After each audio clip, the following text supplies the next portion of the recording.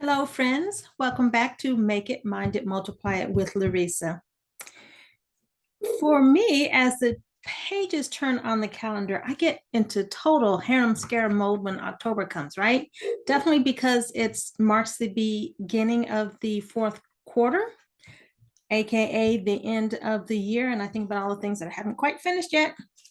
And so then I get into mega overdrive as I know that I really want to get some things done, even though I think it's been a pretty good year overall, but it just was like, you just keep going and you want to do more. At least that's my point of view.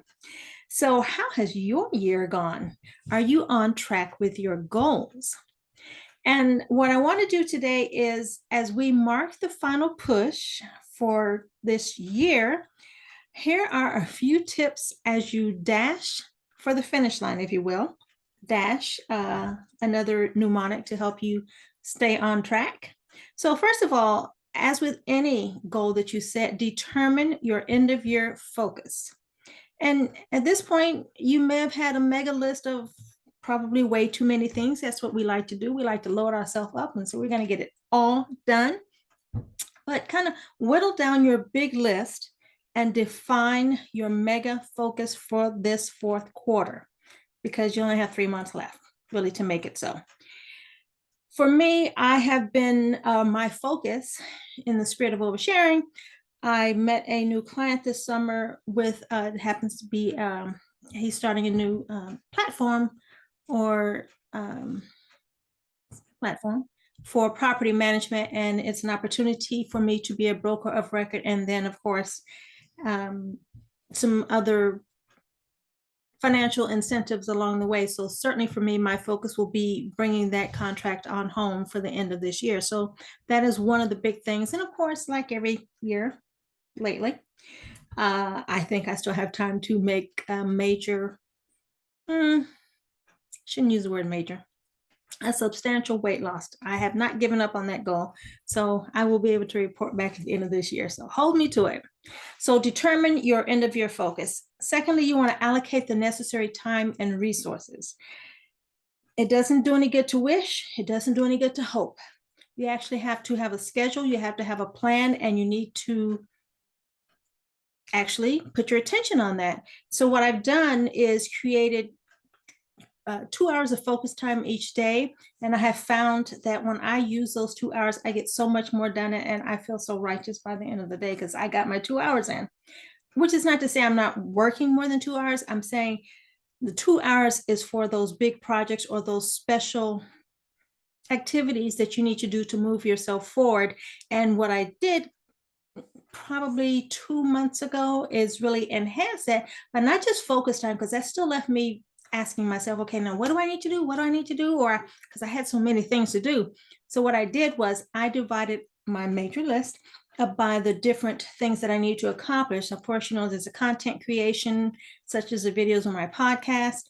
There's a maintenance. I've got to update my website or my CRM, which is obviously an administrative function. So we're going to get rid of that. But I'm just trying to give you examples. And what was another one? The marketing, you definitely have to make time for that. You have to make time for your finances, right? So obviously Friday financials is what I ended up with, but also your professional and personal development, which is what I had to include on my calendar. So those are just some examples of take your focus time, but label your focus time. So that was a big help for me. And simplify the rest of your life.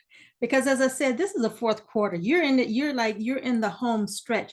This is where you need to get yourself over the finish line. So you cannot just be heading in 100 different directions. And what I found, having just come back from Hawaii and getting ready to go see my boys in a few weeks, I kind of feel like I enjoy that vacation time. So what can I do to earn more vacation time and focus on self-care? I've started to walk with a neighbor. We'll see how that goes. But when you're trying to do a lot, sometimes you just can't do everything. Everything that, you have to decide. And so simplify the rest of your life and stop making yourself crazy with trying to do everything. And then lastly, hey, it's all about you. And by that, I mean, you have to hype yourself up for the heavy lifting that you need to do, and you need to hold yourself accountable. So we got two H's. I really feel like for me, when I said simplify, going back, I wanted to do this patio at my not new house. I've been here 4 years, but I finally put a patio in the backyard because I needed to cover up all that work.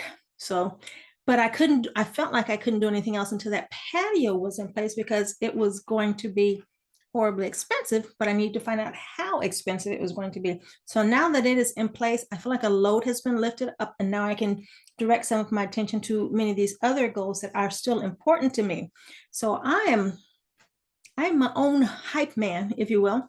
I've got to keep myself juiced and energized and keep my eye on the prize and hold myself accountable to make sure that I get it done.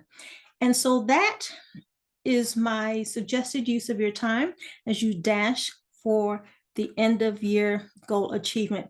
3 months is a long time, sort of. And by that, I mean, you still have time to get a lot done. So don't let yourself off the hook. Stay out of the candy jar. I know Halloween is coming, and that's always been a distraction for me. As I decided October, okay, I'm really going to lose the weight, and then the candy comes. So anyway, but we're going to breathe, and we're going to get it done. And that has been today's Make It, Mind It, Multiply It with Larisa. I hope you found these tips helpful, and I will see you in the next video. Cheers.